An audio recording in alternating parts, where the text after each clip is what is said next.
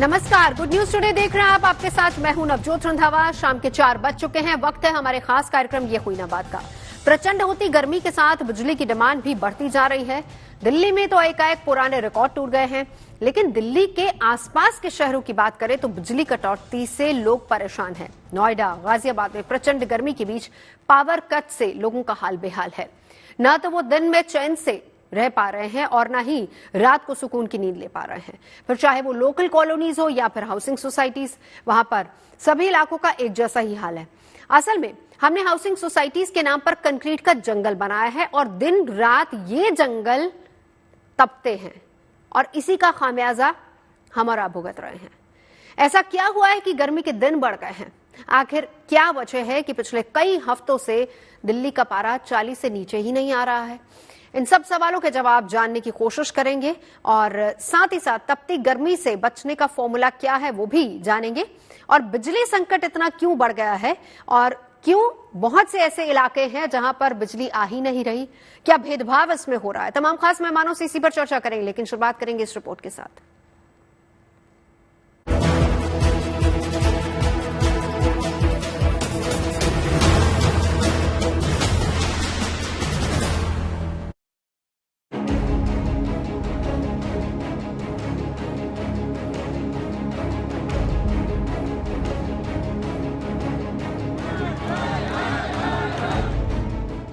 गर्मी ने पहले से ही लोगों के दिन का चैन छीन रखा है। अब इस गर्मी ने रातों की नींद भी चुरा ली है। राजधानी दिल्ली में मंगलवार को बिजली की डिमांड 8,647 मेगावाट के रिकॉर्ड स्तर पर पहुंच गई थी। सबसे ज्यादा बुरा हाल तो नोएडा और गाजियाबाद का है। वहां लोग घंटों पार कट की समस्या से जूझ रहे हैं। नोएडा की गौर सिटी इलाके के ठीक सामने का ये गांव है हैबतपुर। ये गांव पिछले 1 महीने से भी ज्यादा समय से अंधेरे में है। भीषण गर्मी के बीच कुछ घंटों के लिए बिजली आती है, मगर डिम वोल्टेज। सारे लोग हम लोग भी कंप्लेन किए, अभी परसों कंप्लेन किया था। हम लोग डेली करते हैं, लेकिन कोई रिस्पॉन्स तो नहीं मिलता है। कोई रिस्पॉन्स तो नहीं मिलता है। आ जाएगी, तार फॉल्ट है, कहीं तार जला हुआ है, कुछ भी बताओ। कभी कहते हैं 11,000 की लाइन फॉल्ट है, कभी कहते हैं जी ओवरलोड हो गया है, कभी फीडर फूक गया है। इनका एवरीडे का यही कंप्लेंट है। ये कंप्लेन देखना भी अहम हो जाता है कि ये लगातार 9 मई तारीख आपको दिख रही है, फिर 16 मई को दोबारा की गई है, 20 मई को एक बार फिर की गई है, 25 मई को फिर की गई है, 1 जून को कंप्लेन फाइल की गई है, 1 जून को दोबारा की गई है और आज फिर 4:32 पे। और कितने बार मैडम ऐसा था कंप्लेंट दर्ज ही नहीं करते। कल 5 सिड्डीन से गिरी है अंधेरे में, दिखता नहीं है इनको बिल्कुल भी। हार्ट की ने प्रॉब्लम है, इसलिए ये गिर पड़ी है। और मेरे भी 4-5 ऑपरेशन हो रखे हैं। मैं चली हूँ तो मेरे भी चोट लग गई है। इस तरीके से ये गिरी हुई हैं। इतने परेशान हो चुके हैं हम लोग के कोई जवाब नहीं है किसी बात का। और कल बिल काटने आया तो हमको धमकी दे रहा था, बोले जेई से तुम बात कर सकती हो। मैंने क्यों, कोई जेई खा जाएगा हमें? इंसान नहीं है। हाँ, कितने बार बोले नंबर दे के जाऊँ। मैंने कहा हाँ दे के जा। बोले जाओ उधर वहाँ और आप नंबर लेके आओ। मैंने कहा तू किस बात का बिल काटने आया फिर यहाँ? आलम ये है कि मकानों में पंखे और एसी शोपीस बनकर रह गए हैं। हाँ, लोगों का कहना है कि हर महीने बिजली का बिल जरूर आता है। मैं अभी आपको घर दिखाती हूँ, पूरा अंधेरा छाया हुआ है। यहाँ 24 घंटे से तो लाइट ही नहीं आई। 1-1.5 महीने से लगभग ऐसा ही हो रहा है कि 24 घंटे में से 5-7 मिनट के लिए, 1 घंटे के लिए बिजली आ जाती है, जिसमें लोग अपना थोड़ा बहुत मोबाइल फोन चार्ज कर लेते हैं या इन्वर्टर अगर चार्ज हो जाता है तो हो पाता है। लेकिन अब तो यहाँ मंजर ऐसा हो गया है कि 24 घंटे हो गए हैं बिजली ही नहीं आई।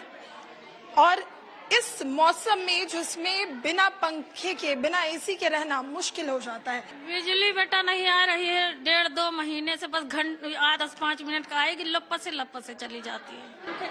चला के ऐसे बच्चों को जिया रही ने, बताओ कैसे जिंदगी ये बीतेगी? आ नहीं रही, मगर जो भी आती है 10 मिनट 5 मिनट जो दे देते हैं उसी का आता है। बिल तो हर महीने दे रहे हैं हम लोग, ऐसे तो है नहीं बिल नहीं दे रहे हैं। तो अभी सो कहाँ रहे हैं? कैसे खाना बन रहा है? कैसे रोजमर्रा के काम हो रहे हैं? मैम जिस तरह से बना रहे हैं अंधेरे में हम लोग, वो तो हम ही लोग जानते हैं। ऐसा ही हाल पॉश माने जाने वाली नोएडा और ग्रेटर नोएडा की ज्यादातर हाउसिंग सोसाइटी का है।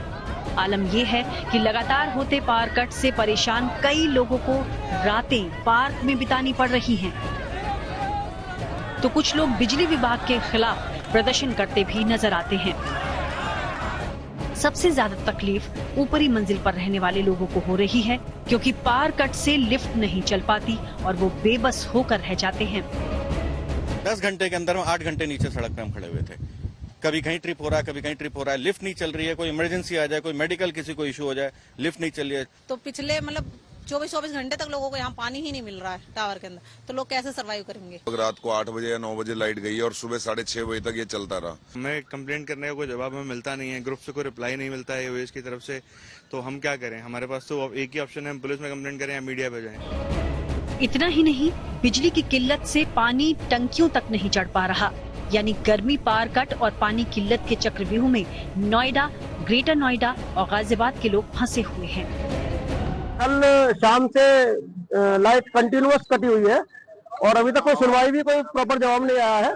लोग जो क्लब हाउस में पड़े हुए हैं, अपने बच्चों को लेकर के जिम में पड़े हुए हैं, पार्कों में पड़े हुए हैं और बहुत ही मजबूर है। मतलब सूर्य अंडे की तरह उबल रहे हैं हम लोग यहाँ पर, और उल्टी दस्त से लोग पीड़ित हैं। बहुत बुरा हाल हो चुका है, डिहाइड्रेशन बहुत बुरी तरह बढ़ चुका है। यहाँ पर 46 डिग्री टेम्परेचर चल रहा है और मैं समझता हूँ कि सोसाइटी के जो मेंटेनेंस है वो किसी बारे में सुनवाई नहीं कर रही है, यहाँ के लोगों को बहुत हल्के में ले रही है।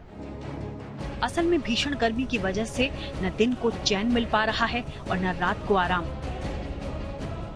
क्योंकि उत्तर भारत में दिन की तरह रातें भी तप रही हैं। रात को न्यूनतम तापमान 32 से 35 डिग्री तक पहुंच जा रहा है, यानी सामान्य से 6 डिग्री ज्यादा। मतलब रात को 2 से 3 बजे के बीच भी दोपहर जैसी गर्मी महसूस हो रही है और सुबह 7 बजे भी लोगों का सामना दोपहर जैसी चुभन के साथ हो रहा है। ऐसे में सभी लोग गर्मी से बचने के लिए ज्यादा से ज्यादा एसी, कूलर चला रहे हैं, जिसकी वजह से बिजली की खपत बढ़ गई है। मांग बढ़ना और खपत पूरी न होना बिजली कटौती की बड़ी वजह है। ऐसे में हमें समझना होगा कि पेड़ों की क्या अहमियत है और क्यों हमें कुदरत के साथ फिर से तालमेल बैठाने की जरूरत है। और ऐसा नहीं किया तो आने वाला वक्त इससे भी ज्यादा मुश्किल भरा हो सकता है। नोएडा से नीतू झा के साथ bureau report, good news today.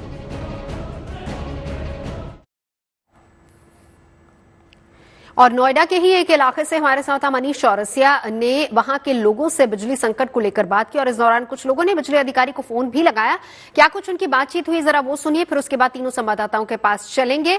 हमारे साथ मनीष चौरसिया जुड़ेंगे, साथ ही साथ नीतू झा हमारी सहयोगी हमारे साथ जुड़ेंगी। और चंडीगढ़ में क्या स्थिति है पावर कट को लेकर और किस तरीके से वहां पर मौसम का हाल है, वो भी हम ललित से जानेंगे। तीनों संवाददाताओं के पास चलेंगे, लेकिन उससे पहले मनीष की ये रिपोर्ट देखिए। पहली बार है दिल्ली एनसीआर में जब तापमान रात का भी 33 से 35 डिग्री के बीच है, मतलब जो मिनिमम टेम्परेचर है वो भी बहुत ज्यादा है। तमाम लोग हैं ये परेशान है कि यहाँ पर लाइट बहुत ज्यादा जाती है। क्या नाम है आपका? कपिल। क्या समस्या है यहाँ पर? समस्या ये है कि यहाँ पर बिजली की समस्या इतनी ज्यादा हो रखी है, ना तो कोई एक्शन सुनने को तैयार है, ना एचडीओ सुनने को तैयार है। कितने घंटे का पावर कट है? यहाँ पे पावर कट गया, ये 1 हफ्ते से पावर ही कट है, पावर आ ही नहीं रही है। अभी भी फिलहाल प्रेजेंट में आप देखते हैं तो पावर अभी भी कट हुई है। रात के 10 मिनट के लिए आती है पावर और 10 मिनट के बाद 1 सेकंड के अंदर फिर चली जाती है। यहाँ बहुत सारी महिलाएं भी हैं, क्योंकि अगर घर में लाइट ना हो तो फिर सबसे समस्या यही लोग झेलते हैं बच्चों के साथ में। क्या स्थिति है अभी गर्मी में, कैसे आप लोग रह पा रहे हैं? गर्मी में कैसे बिताना, सब परेशान है, लाइट आई नहीं रही है कहीं भी। एक खड़े होते जब मोटर चला देते लाइट आती, बच्चे बीमार हो रहे हैं, बता क्या करेंगे, कहाँ जहाँ पूरी पूरी रात लाइट नहीं आ रही है। आप देखिए कि यहाँ समस्या कितनी बड़ी है कि हम पहुंचे और लगभग पूरा मोहल्ला देखिए आप ये इकट्ठा हो गया है, तमाम सारे लोग यहाँ मौजूद हैं। और ये ऐसे ही नहीं है कि इतनी धूप में बाहर निकला, क्योंकि इनके लिए अब बाहर का टेम्परेचर आप क्या ही कहेंगे, जब घर में लाइट नहीं तो सुविधा तो वहाँ भी नहीं है, समस्या वहाँ भी है। तो अब ऐसे में कितनी बार शिकायतें करते हैं, कितनी बार फोन करते हैं, क्या जवाब मिलता है? शिकायत भैया रोज ही होती है, रात के 2-2 बजे तक मैं फोन लगाता हूँ, सबके फोन ऑफ स्विच ऑफ रहते हैं।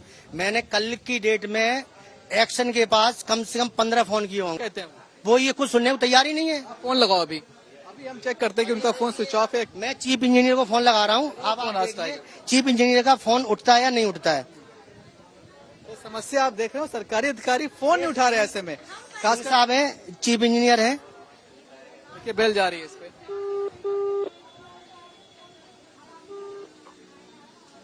बात करिए, अभी तो फोन उठ गया। ये कट गया फोन। हेलो, चीफ इंजीनियर साहब बोल रहे हो? हाँ, हेलो, चीफ इंजीनियर साहब बोल रहे हो? सर, मैं दूधेश्वर इंक्लेव से बोल रहा था। यहाँ पे लाइट की बहुत समस्या हो रही है। कल ये चिपियाना खुर्द दूधेश्वर इंक्लेव, चिपियाना खुर्द दूधेश्वर इंक्लेव, गौर सिटी 2 नोएडा वेस्ट से। सेक्टर कौन सा है? ये सेक्टर नहीं, ये चिपियाना खुर्द पड़ता है, तिगड़ी गोल चक्कर के पास। हाँ हाँ। तो यहाँ पर कल मैंने आपके पास भी 4-5 फोन लगाए, आपने कोई कॉल नहीं उठाई।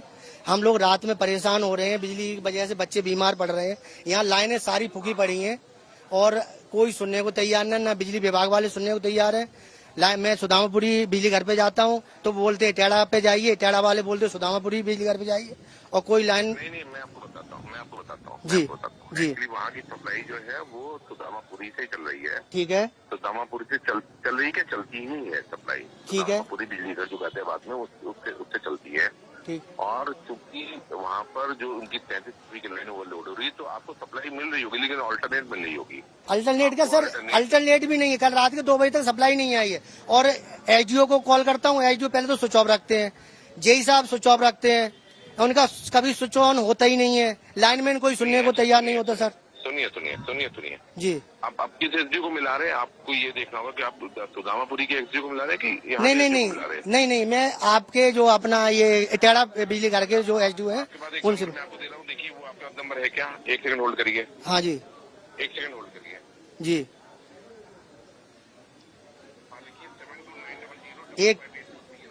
एक मिनट सर। अब देखिए, इन्हें कोई और नंबर दिया जा रहा है, कहा जा रहा है उस नंबर पर बात करिए। तो सुना आपने मनीष की यह रिपोर्ट। लोग बात करते हैं, कोशिश करते हैं कि कम से कम बिजली विभाग तक पहुंचा जाए, उनको ये तो पता चले कि उनके इलाके में बिजली क्यों नहीं आ रही, और जवाब क्या मिलता है वो आपने सुना। तीनों संवाददाता हमारे साथ जुड़ चुके हैं। मनीष, सबसे पहले आप ही के पास आते हुए, क्या स्थिति है ग्राउंड पे बिजली की?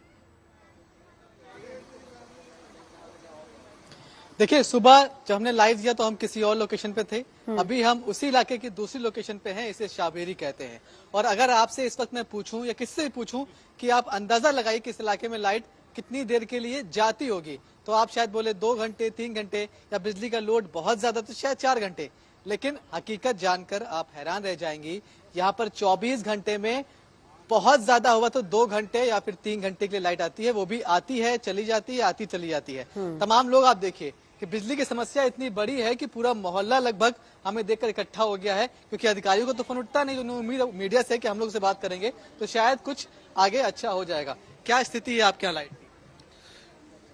यहाँ की शाहबेरी की ये स्थिति है कि 1 मिनट में 60 बार कट मारते हैं और 60 बार चालू होता है। 1 मिनट में मतलब 1 सेकंड में 1 सेकंड पे पावर कट और पावर आ रहा है और जा रहा है।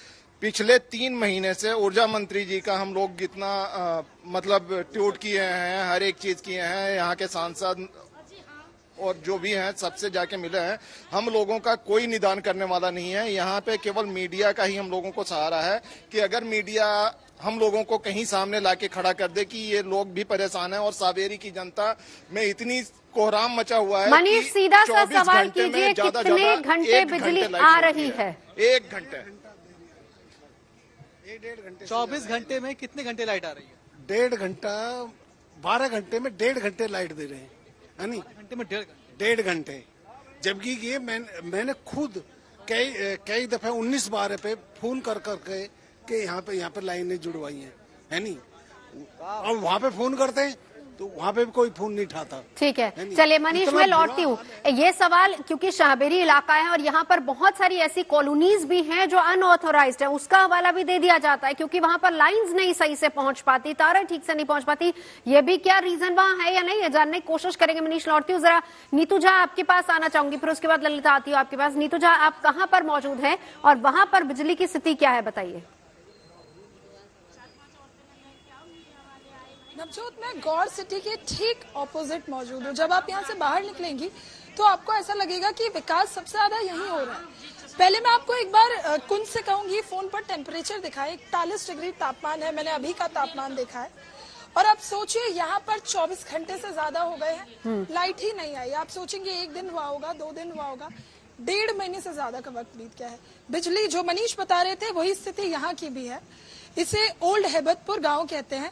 लेकिन सबसे बड़ी बात यह है कि आप कह रही थी अनऑथराइज्ड कॉलोनी, आके सारे घर रजिस्टर्ड है, सबकी रजिस्ट्री हो चुकी है, सबने पक्के मकान बनाए हैं, पक्के घर खरीदे हैं, लेकिन बिजली नहीं है।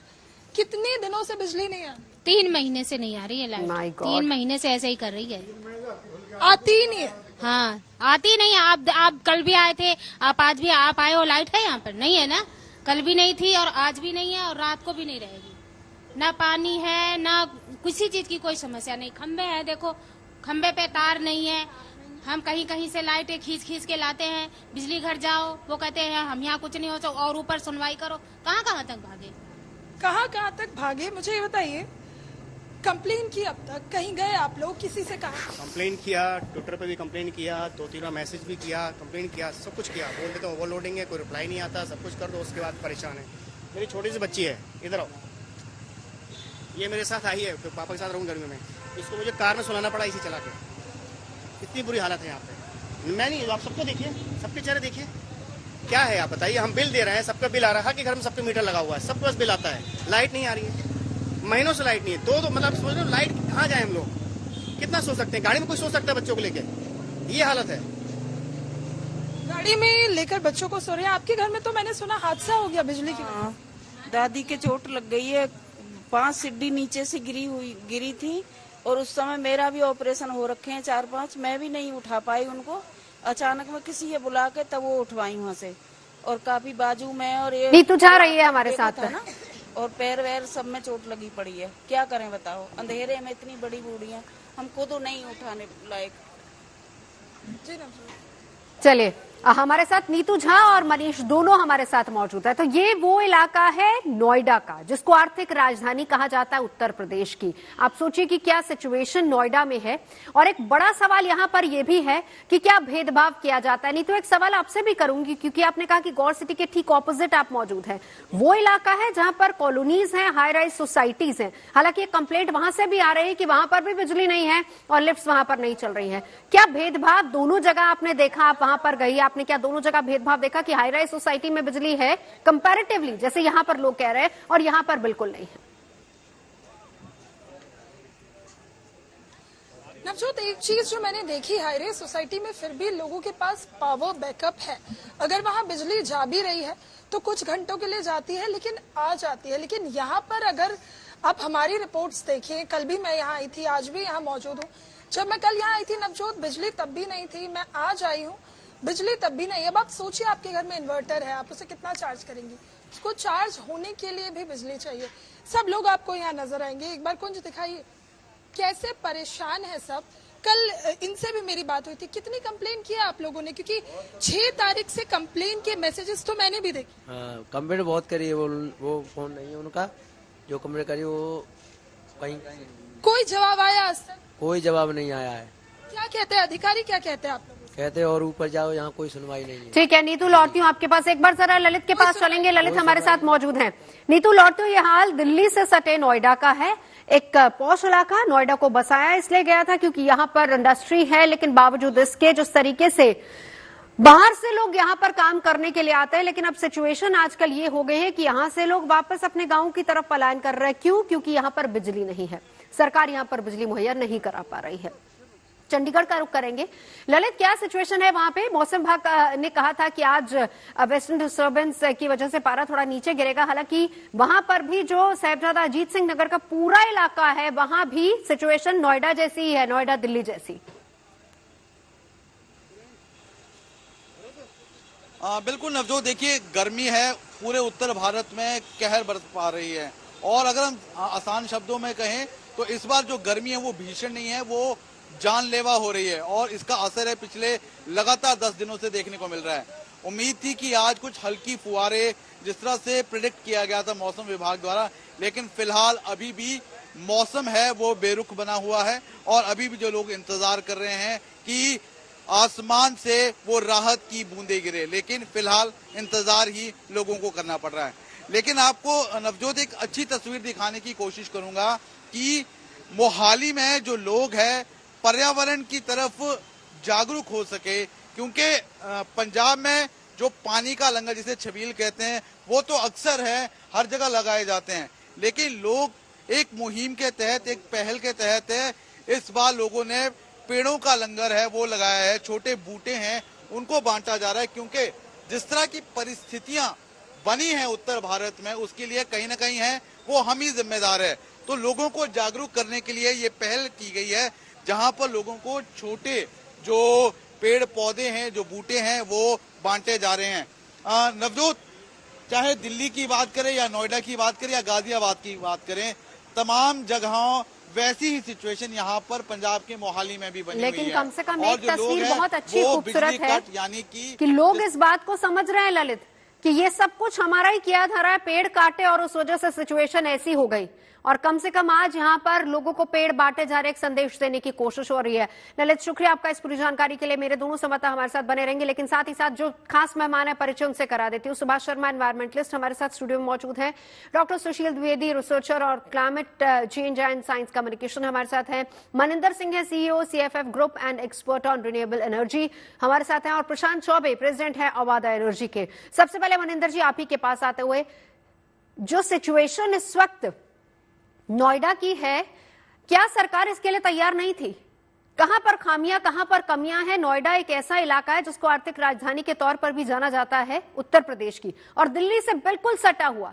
मैक्सिमम आबादी जो लोग दिल्ली में नौकरी करते हैं, काम करते हैं, वो नोएडा में रहते हैं, और यही सोच के कि ये दिल्ली जैसा ये NCR का इलाका है, नेशनल कैपिटल रीजन का इलाका है। देखिए, सबसे पहले तो जनवरी 2024 में ही ये डिक्लेयर हो गया था कि ये साल एल नीनो ईयर है, जिसका मतलब है कि इस साल जो गर्मी है वो बहुत भीषण पड़ने वाली है। पिछले 17 साल का रिकॉर्ड कम से कम टूटने वाला है। ये जनवरी में ही हमें पता चल गया था। बट क्योंकि हमारा देश इलेक्शन की परिस्थितियों से गुजर रहा था और सारा का सारा फोकस जो है वो इलेक्शन और चुनाव और उस सब पे था, तो आई थिंक पूरी तरीके से जो सरकार है वो विफल रही है इस चीज में कि इतने बड़े संकट को किस तरीके से हमने प्रिकॉशंस लेके उसका सामना करना है। इसके ऊपर ना कोई चर्चा हुई, ना इसके ऊपर कोई काम हुआ, ना हम टीवी पे कोई एडवर्टीजमेंट देख रहे हैं कि आपको एटलीस्ट इतना ही बताया जाए कि AC 24 डिग्री पे चलाएं तो कम से कम 20 से 30% बिजली जो वो यूज करता है वो कम लेगा। यही आप आज से 10 साल पहले, 15 साल पहले, 5 साल पहले देखेंगे तो ऐसी बहुत सारी नोटिफिकेशंस, बहुत सारी पब्लिक अवेयरनेस कैंपेन्स चलते थे जिससे हम इन चीजों का मुकाबला करते थे। ठीक है। बट आज ये सब चीजें नहीं हो रही हैं, जिसकी वजह से जो हमारे अर्बन कंक्रीट जंगल्स हैं, जिसमें सबसे ज्यादा गर्मी है, वहां पे ये जो हम सारी चीजें देख रहे हैं, मतलब पिछले 30 मिनट से जो मैं आपका प्रोग्राम देख रहा हूँ, मेरे रोंगटे खड़े हो गए हैं और मेरी आंखों में लिटरली आंसू हैं कि लोग किस तरीके से सरवाइव कर रहे हैं दिल्ली से सटी हुई जगह पे जो रह रहे हैं वो। नोएडा का इलाका है। 3 महीने से सर, 3 महीने हो गए हैं लोगों की सिचुएशन ऐसी। मैं लौटती हूँ, यानी आपका ये कहना है कि सरकार पूरी तरह से विफल रही है, तैयारी कुछ नहीं की थी। प्रशांत चौबे जी, किस तरीके से डिस्ट्रीब्यूशन होता है, कैसी पहले से तैयारी की जाती है, अगर आप हमें समझा पाए? देखिए, ये सीवियर हीट वेव है जो इस बार हो रही है, और ये तात्कालिक कारण है जो हम समझ रहे हैं इनके होने का, लेकिन लॉन्ग टर्म है जो क्लाइमेट चेंज है, जलवायु परिवर्तन है, ये बहुत सीवियर है। और आज जो हम सिचुएशन देख रहे हैं दिल्ली में, आप देखेंगे 45 से 50 डिग्री का टेम्परेचर चल रहा है, 7000 मेगावाट से ऊपर की कंटिन्यूस रिक्वायरमेंट पिछले 30 दिन से चल रही है। तो कोई भी किसी भी सिस्टम में इस रिक्वायरमेंट की वजह से बहुत इनॉर्मस लोड क्रिएट हो जाएगा, इंफ्रास्ट्रक्चर पे बहुत ज्यादा प्रेशर क्रिएट हो जाएगा, इसकी वजह से लोड शेयरिंग होगी और बाकी सारी जो समस्याएं वो समस्याएं निकलती हैं। तात्कालिक कारण है वो आपने बिल्कुल सही बताया जो थोड़ी देर पहले बोली कि दिल्ली में अर्बन हीट आइलैंड है, बिल्डिंग्स है, कंक्रीट है, जिसकी वजह से हीट रिटेंशन होता है। लेकिन जो लॉन्ग टर्म है उन पे अभी समय आ गया है जो जनमानस को सोचना पड़ेगा, और जो जलवायु परिवर्तन है उसके ऊपर ध्यान देना पड़ेगा, और जो हमारे बर्ताव है, जो हमारे बिहेवियर्स हैं। सर, ये तो वो सारी बातें हुई जिसको लेकर हम चर्चा करेंगे, एनवायरमेंटलिस्ट से भी करेंगे, लेकिन मैं चाह रही थी कि अगर आप हमको समझा पाते। देखिए, मनिंदर जी ने क्लियरली कहा है कि तैयारियां जनवरी से शुरू हो जाती हैं, जनवरी से वो तैयारियां हुई नहीं। पावर किस तरीके से डिस्ट्रीब्यूट होना है, कितना सरप्लस हमारे पास होना चाहिए, कितना है, नहीं है, जरूरत कितनी है, डिमांड कितनी है, और क्या हम उतनी सप्लाई दे पा रहे हैं, नहीं दे पा रहे, ये बहुत इंपॉर्टेंट है चीजें। और बिजली विभाग की तरफ से अभी तक कुछ ऑफिशियली इस पर आया नहीं। सर, सोचिए 3 महीने हो गए हैं लोगों के घर में ये सिचुएशन है। सो ये पूरी प्रॉपर प्लानिंग होती है। बिकॉज आदि दिल्ली में देखें, आपकी इंस्टॉल कैपेसिटी 7 से 7,500 मेगावाट है। आपको पता है कि 50 डिग्री के आसपास टेम्परेचर जाना है और कंटिन्यूस आपका इंस्टॉल कैपेसिटी और पीक डिमांड बढ़ने वाली है। आपको पीपीएस वैसे करने पड़ेंगे, रिन्यूएबल एनर्जी के पीपीए आपको बढ़ाने पड़ेंगे, आपको अपना सब स्टेशन के लेवल पे, डिस्ट्रीब्यूशन के लेवल पे, ट्रांसफार्मर है, उन सबका इंफ्रास्ट्रक्चर है, उसको बहुत ज्यादा अपग्रेड करके रखना पड़ेगा। यदि वो सब नहीं होगा और लगातार यदि ऐसा सिचुएशन आएगा कि आपको 50 डिग्री का टेम्परेचर है, कंटिन्यूस डिमांड है, तो आपके सिस्टम के ऊपर प्रेशर हो जाता है। तो इसके लिए प्रॉपर प्लानिंग आपको करके रखनी पड़ेगी। और वो प्लानिंग में कहीं ना कहीं कमी लग रही है। प्रशांत जी, चर्चा जारी है हमारी। सुभाष जी भी हमारे साथ मौजूद है। एक रिएक्शन सुभाष जी, एक रिएक्शन, फिर उसके बाद मुझे ब्रेक लेना है, छोटा सा रिएक्शन। कहाँ खामियां, कहाँ कमियां देख रहे हैं आप? वास्तव में जो प्लानिंग होनी चाहिए वो डिफेक्टिव है। उसमें जिन मुद्दों का ख्याल रखना चाहिए, जैसे कि जब हम बिजली का कनेक्शन देते हैं तो समझना चाहिए कि वो हमारी बिजली की डिमांड बढ़ेगी। हाँ। और हाई राइज बिल्डिंग्स इधर नोएडा, ग्रेटर नोएडा में बहुत ज़्यादा बनी हैं। एक सोसाइटी में सैकड़ों लोग रहते हैं, हजारों लोग रहते हैं। तो जब उनको आप बिजली कनेक्शन दे रहे हैं तो उनकी डिमांड के हिसाब से आपको व्यवस्था करनी पड़ेगी। बिल्कुल। और भारत सरकार ने आज के कुछ माह पहले कह दिया था कि हमारे यहाँ सरप्लस बिजली उत्पादन हो रहा है और चाहे इतनी डिमांड होगी लेकिन हमें कमी नहीं होगी।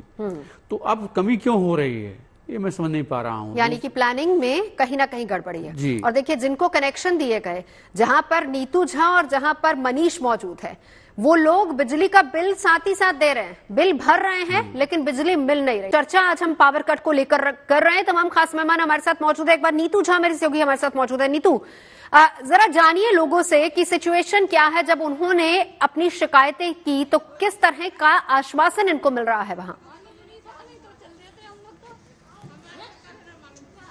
बिल्कुल नवजोत, यही मेरा सवाल भी था। शिकायतें की हैं आप लोगों ने, क्या कहते हैं? शिकायत करिए, वो यूँ करें, लोड ज्यादा है तो इसलिए लाइट कट जाती है। तुम ऊपर जाओ, जितनी लाइट हमें मिल रही है हम उतनी लाइट आपको दे रहे हैं। तो 24 घंटे में एक बार भी नहीं दे रहे, इतनी लाइट तो मिल रही है। हम कह रहे 24 घंटे में 4 घंटे लाइट नहीं आ रही है। अगर सुबह परसों तो हमारा बच्चा बिना ड्यूटी के लिए शाम तक बैठा रहा नहाने के लिए, लेट्रिन तक के पानी के लिए। कभी इससे पहले ऐसी दिक्कत हुई है? कभी दिक्कत नहीं हुई है। जो अब के दिक्कत हुई है ऐसी दिक्कत कभी नहीं हुई है। हम लोग 14 साल से रह रहे हैं। या तो हम शुरू में जब रहने आए थे तब दिक्कत थी, क्योंकि कच्ची कॉलोनी थी, जब लाइट नहीं थी। लेकिन उसके बाद 15 साल में अब ये दोबारा से ऐसा हुआ है कि जो हमें लाइट। और नीतू, ये वो इलाका है जहां पर लोग बिल भरते हैं, जहां बिजली के मीटर लगे हैं और जहां पर बिल भरे जाते हैं। बिल भर रहे हैं।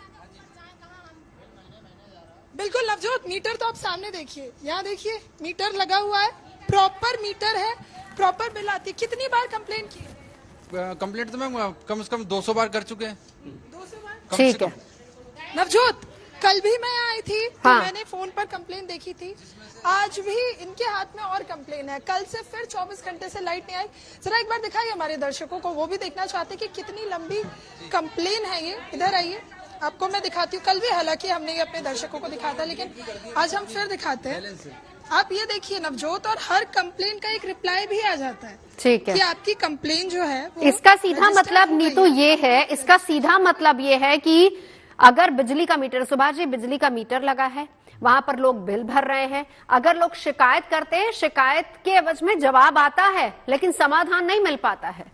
तो लैक ऑफ प्लानिंग और मिस मैनेजमेंट। डिस्ट्रीब्यूशन कंपनी का यह दायित्व है कि हमारे यहाँ जितने कनेक्शन है उसके हिसाब से हम बिजली उपलब्ध कराएं। अगर उनके यहाँ नहीं है तो उधार लें, दूसरे नेशनल पावर ग्रिड से लें।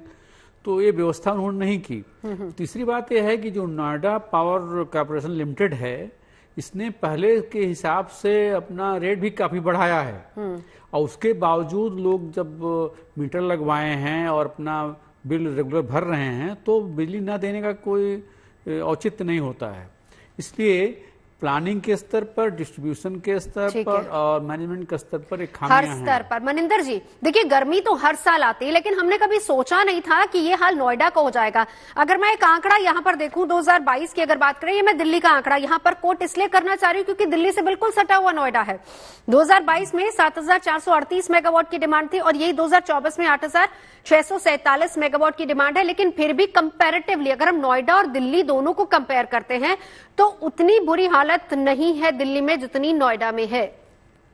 मैम, जिस तरीके से अर्बनाइजेशन बढ़ रहा है और जिस तरीके से लोग ज्यादा से ज्यादा बड़े शहरों में आके बस रहे हैं, पावर शॉर्टेज नहीं है। देखिए, दो चीजें अलग अलग। We are not under power shortage, we are under mismanagement.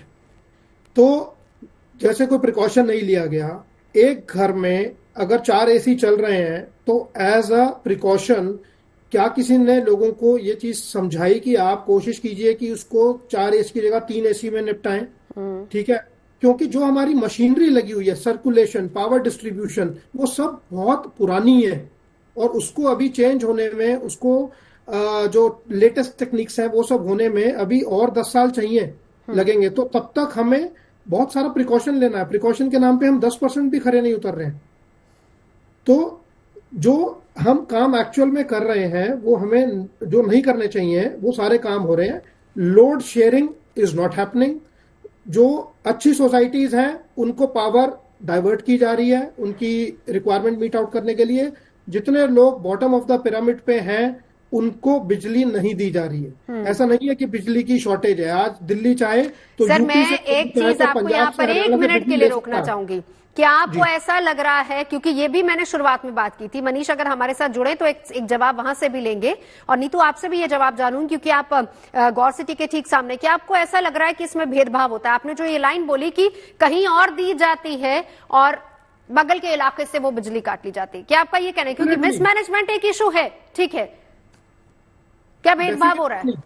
Definitely, और ये आज से नहीं हो रहा, ये सालों से हो रहा है। जब कोविड का पीरियड था तब भी जो डिप्राइव्ड सोसाइटीज थी, डिप्राइव्ड कॉलोनी थी, वहां पे ऑक्सीजन नहीं पहुंच रही थी। उसी तरीके से आज जैसे ही थोड़ा सा हम स्ट्रेस में आते हैं बिजली को लेके, तो जितने भी पॉश एरियाज हैं, जितने भी गवर्नमेंट के डिप्लोमेटिक एरियाज हैं, वहां पे कभी ये प्रॉब्लम नहीं दिखाई देगी आपको। अगर वहां प्रॉब्लम दिखाई देगी तो तुरंत सोल्यूशन हो जाएगा। सर, स्पेसिफिक नोएडा की अगर बात करें, जहां पर पॉश एरिया, जहां पर इस तरह की डिप्लोमेटिक एरियाज नहीं है, दिल्ली की बात ना करें, स्पेसिफिकली नोएडा की अगर हम बात करें तो नोएडा की भी अगर हम बात करें तो जहां पे लोग बॉटम ऑफ द पिरामिड जो सारे लोग हैं उनको ये प्रॉब्लम सबसे ज्यादा हो रही है, 90%, 95%। Otherwise if you go to जो पोस्ट सोसाइटीज हैं वहां सब कुछ सामान्य चल रहा है, वहां पे कोई दिक्कत नहीं है। आपके एक एक घर में 5-5, 8-8, 10-10 एसी चल रहे हैं। नहीं सर, उसमें तो बड़ा कारण ये भी है ना कि उन्होंने वहां पर डीजी सिस्टम भी बहुत ज्यादा कारगर है। वहां पर आधी ज्यादा लोग तो डीजी सिस्टम पर डिपेंड करते हैं। देखिए मैम, और उसमें भी वो डबल देने को तैयार होते हैं। डीजी सिस्टम आप दिन में 4 घंटे चला लेंगे, 8 घंटे चला लेंगे, ठीक है। इट्स नॉट कि जो सिचुएशन है कि पूरे दिन में 4 घंटे बिजली नहीं आ रही, 3 महीने से किसी की लाइन नहीं ठीक की जा रही, ठीक है, बिल्कुल। दिस डेफिनेटली मीन्स कि जो हमारा मैन पावर है, जो हमारा इंफ्रास्ट्रक्चर है, वो एक पर्टिकुलर सेगमेंट को केटर करने में लगा हुआ है और नीचे ये प्रॉब्लम बढ़ती जाएगी। ठीक है, आज हम 19 तारीख पे बैठे हैं, अगर 25 तारीख को आप बात करेंगे तो आप देखेंगे ये प्रॉब्लम 3 गुना हो चुकी होगी। ठीक है सर, मैं लौटती हूँ आपके पास मनिंदर जी। प्रशांत जी, क्या सर मैं लौटती हूँ आपके पास। प्रशांत जी, क्या मनिंदर जी की बात से अग्री करते हैं? क्योंकि इसमें एक लाइन मैं और जोड़ दूं कि हमारे ही रिपोर्टर्स ने हाई राइज बिल्डिंग में जाकर भी रियलिटी चेक किया है, जिसमें लोगों का ये कहना है कि यहां पर तो लिफ्ट तक नहीं चल रही है। अगर हम कहते हैं कि कोई भेदभाव हो रहा है, अगर इस तरह की कुछ आपको सिचुएशन नजर आती है, तो हाई राइज वाले अपनी परेशानियों को लेकर आगे आ गए हैं कि यहां पर तो लिफ्ट ही नहीं चल रही, 8वें 9वें माले तक हम जाएंगे कैसे? भेदभाव वाले पे तो मैं कमेंट नहीं करूंगा मनिंदर जी का, बट मैं आपसे फिर से बोलना चाहूंगा कि एनर्जी, इन्वायरमेंट और डेवलपमेंट, इन तीनों का बहुत इंटर रिलेटेड होता है। जैसे जैसे हमारा अर्बनाइजेशन बढ़ रहा है, आप चाहे दिल्ली को देखें चाहे नोएडा को देखें, कंटिन्यूअस अर्बनाइजेशन बढ़ रहा है, 2 से 3% पॉपुलेशन ग्रोथ कंटिन्यूअस है, माइग्रेशन बाहर से लोगों का बहुत ज्यादा है। 40 से 50 डिग्री का टेम्परेचर चलेगा तो आपका एसी, कूलिंग सिस्टम सब पे प्रेशर पड़ना है आपका। और आज आप देखेंगे तो 30 से 50% के बीच में जो रिक्वायरमेंट है एनर्जी में, that comes from air conditioning और कूलिंग की रिक्वायरमेंट आ रही है। तो उसकी वजह से ये सिस्टम पे प्रॉब्लम होती है। प्लानिंग का इश्यू थोड़ा सा रहता है और इस सब प्लानिंग के लिए लॉन्ग टर्म प्रिपरेशन करनी पड़ती है। यदि आपको पीक में एनर्जी चाहिए, आप एक्सचेंज में जाएंगे, एक्सचेंज में पावर का रेट बहुत ज्यादा है आपको खरीदने के लिए, बिकॉज ये समस्या पूरे उत्तर भारत में एक साथ चल रही है दिल्ली के साथ। तो इस कमेंट में मैं नहीं जाऊंगा कि भेदभाव है या नहीं है, बट ये एक प्लानिंग को लेके, लोगों के बर्ताव को लेके माइंडफुल और डेलिबरेट जो यूज होना चाहिए। अभी सब जगह है, हर कोई 18 डिग्री 16 डिग्री पे एसी चला रहा है घर में, 24 से 25 डिग्री पे एसी चलाएं, एलईडी लाइट को यूज करें, घर में सारी लाइट को स्विच ऑफ करके रखें। तो वो सब जो एक सोच और सोच में परिवर्तन की बहुत ज्यादा जरूरत है। नहीं, मतलब लेकिन सरकार मनिंदर जी को- की एक और बात बहुत सही है ना कि अवेयरनेस के लिए अभी तो कुछ नहीं किया गया ना। पहली बात तो आपने जनवरी से प्लानिंग नहीं की, जो बहुत पहले से हो जानी चाहिए थी, और दूसरी बात कम से कम लोगों को अवेयर किया जाए। और तीसरी एक और बात स्वाभाविक सी है, क्योंकि जिस तरीके से पारा 40 से नीचे आ ही नहीं रहा है, ऐसे में एक इंसान के पास अगर एक सहूलियत है एसी के तौर पर, तो वो तो उसको 16 पे चलाएगा ही। मैं लौटूंगी खास मेहमानों के पास, एक बार जरा मनीष के पास जाना चाहेंगे। मनीष, अगर मेरी आवाज आप तक आ रही है, मनीष हमारे साथ नहीं है लेकिन नीतू झा हमारे साथ मौजूद है। नीतू, जरा जानिए लोगों से, क्योंकि 3 महीने हो गए उनके पास बिजली नहीं है, बिजली आ नहीं रही है। कंप्लेंट जब होती है तो क्या आश्वासन इनको मिलता है? 3 महीने हो गए, बिजली नहीं आ रही है। कंप्लेन तो आप लोगों ने खूब की होगी। क्या बोल रहे हैं, क्या आश्वासन दे रहे हैं कि आ जाएगी, कब आएगी? लोड ज्यादा है इसलिए लाइट कटती रहेगी। लोड ज्यादा है तो लाइट कटती है। हाँ, लोड ज्यादा तो लाइट कटती रहेगी। बात ऐसी है, सारी दुनिया की पब्लिक यहीं पे है, इसीलिए वो कह रहे हैं कि यहाँ पे लोड ज्यादा है, और तो कहीं पब्लिक रह नहीं रही। लेकिन इससे पिछले साल भी तो लोग इतने ही थे। पिछले साल भी ये जो सिचुएशन अभी है इससे बुरी थी पिछले साल, और अभी उससे भी ज्यादा बुरी हो गई है, क्योंकि पब्लिक तो यहाँ पे डे बाई डे बढ़ ही रही है। नीतू, कोई लोग खोड़ा से अपना मकान बेच के आ रहा है, खोड़ा में भी पानी की दिक्कत चल रही है इतनी, वहाँ से लोग नीतू एक चीज बताइए, क्योंकि आप सुबह से इस पूरे इलाके को देख रहे हैं, जरा एक चीज बताइए, क्योंकि हमारे एक्सपर्ट भी इस बात को लेकर कह रहे थे कि इलाके से एक इलाका या दूसरा इलाका डिफर करता है। क्या ऐसा आपने महसूस किया या आपने देखा कि ये वही इलाका है जहां पर हाई राइज बिल्डिंग्स भी हैं, जिसको हम कहें कि यहां से बहुत ज्यादा अपग्रेडेड इलाका हम कह सकते हैं, और एक ये इलाका है? क्या दोनों जगह पर, क्योंकि एरिया तो बिल्कुल सेम है, क्या दोनों जगह पर कोई भेदभाव आपने देखा बिजली डिस्ट्रीब्यूशन को लेकर? लेकिन अब जो भेदभाव तो शायद कहना गलत होगा, क्योंकि परेशानी दोनों ही जगह लोगों को बराबर हो रही है। अगर बिजली यहाँ नहीं हो या वहाँ नहीं हो, नहीं, बराबर हो हम जब घंटों की बात करते हैं, यहाँ 3 महीने से लोगों को प्रॉब्लम है, 24 घंटे में लोगों के पास 2 से 3 घंटे बिजली आ रही है। अब इसी को अगर हम कंपेयर करें बगल की हाई राइज सोसाइटीज के साथ, तो बिल्कुल नवजोत, तो वहां पर शायद अगर परेशानी इतनी बड़ी होती तो वो ज्यादा मुखर तौर पर निकल कर भी आती, अधिकारियों तक भी पहुंच जाती। लेकिन यहाँ पर जरा सोचिए, इस भीषण गर्मी में हमने पारा भी आपको दिखाया 41-42, और 3 महीने से बिजली नहीं। अभी यहाँ पर माता जी मेरे सामने लाइव देते वक्त बेहोश हो गई थी, इतनी गर्मी है। इनकी जो पड़ोसी है उन्होंने पानी वगैरह डालकर अभी ये फिर स्थिर स्थिति में है, बैठी हुई है, लेकिन ये पूरी तरह से बेहोश हो गई थी। इतनी गर्मी, हम बाहर खड़े हैं, गर्म हवाएं चल रही हैं, और ऐसी परिस्थिति में 3 महीने से रोज सिर्फ कुछ मिनटों के लिए, कुछ घंटों के लिए बिजली आना, तो कहीं ना कहीं ये नजर आता है कि आवाज शायद ऊपर तक जा नहीं पा रही है। ठीक है, मैं लौटती हूँ नीतू आपके पास। एक बार जरा सुभाष जी, इतनी ज्यादा गर्मी इस बार क्यों है? क्योंकि नॉर्मली अगर हम देखें कि पिछले सालों तक ये होता था कि चलिए रातें ठंडी हैं, दिन में थोड़ी चीजें कवर अप हो जाती थी, और इसका असर हर जगह पर आता था। अब देखिए दिल्ली पानी से जूझ रही है। अभी एक शख्स जो नीतू के साथ थे, उन्होंने ये कहा कि खोड़ा में क्योंकि पानी नहीं है, लोग घर बेच के यहाँ पर आ रहे हैं, यहाँ आते हैं तो उनको बिजली नहीं मिल पाती। पारा अगर देखा जाए तो 44-45 से नीचे आया ही नहीं है। पिछले 1.5 महीने से यही सिचुएशन है, रातें भी उतनी गर्म है, दिन भी उतने गर्म है। जलवायु परिवर्तन का एक बहुत बड़ा कारण है ये सब। हम लोगों ने इतना ज़्यादा प्रदूषण पैदा किया, इतना कार्बन इमिशन किया है कि वो पर्यावरण पर असर डाल रहा है, और दिन गर्म हो रहा है, रातें गर्म हो रही हैं। कुछ तो पश्चिमी देशों का भी इसमें योगदान है, चूंकि वहाँ पर जो ऊर्जा की खपत है वो प्रति व्यक्ति बहुत ज़्यादा है। जितना हम लोग करते हैं उसका करीब 10 गुना वहाँ ज़्यादा करते हैं, तो उसका असर पूरे पर्यावरण पर पड़ता है। दूसरी बात कि हम लोग भी यहाँ पर पेड़ों की कटाई करते हैं, जल का संरक्षण नहीं करते हैं। अभी आप देखिए तो उत्तर प्रदेश हो या दिल्ली हो, यहाँ पर जो भूमिगत जल है वो बहुत कम है, और 99% उसका उपयोग हम लोग कर रहे हैं। दिल्ली में जितना भी भूमिगत जल है उसका 99% कर रहे हैं, जितना रिचार्ज होता है, तो एकदम अपेक्स पर हैं। अब उसके बाद तो इसका मतलब तो सर फिर हमें आदत डाल लेनी चाहिए, यानी आने वाले सालों में तो सिचुएशन ऐसी ही रहेगी, इससे भी ज्यादा खराब हो सकती है। बरसात होती है, बरसात में जो पानी आता है उसका हम लोग संरक्षण करते नहीं हैं। इजराइल में 80% बरसात के पानी का संरक्षण होता है, और हमारे भारत में 20% से कम होता है। तो जरूरत है कि हम जल का संरक्षण करें और भूमिगत जल का कम से कम उपयोग करें, और जो फालतू में वेस्ट करते हैं जल को उसको नहीं करें। और जो कमर्शियल और इंडस्ट्रियल यूनिट्स हैं उनमें चाहिए कि हम पुनः चक्रित रिसाइकिल्ड वाटर का इस्तेमाल अधिक से अधिक करें, रीयूज करें। ठीक है सर, क्या फिर आने वाले सालों में, क्योंकि अगर हम देखें पिछले कुछ सालों से हर साल हालात बद से बदतर होते जा रहे हैं, क्या सुधार की गुंजाइश बचती है? ये तो हर व्यक्ति को इसमें सोचना पड़ेगा, सरकार को सोचना पड़ेगा, जनता को सोचना पड़ेगा।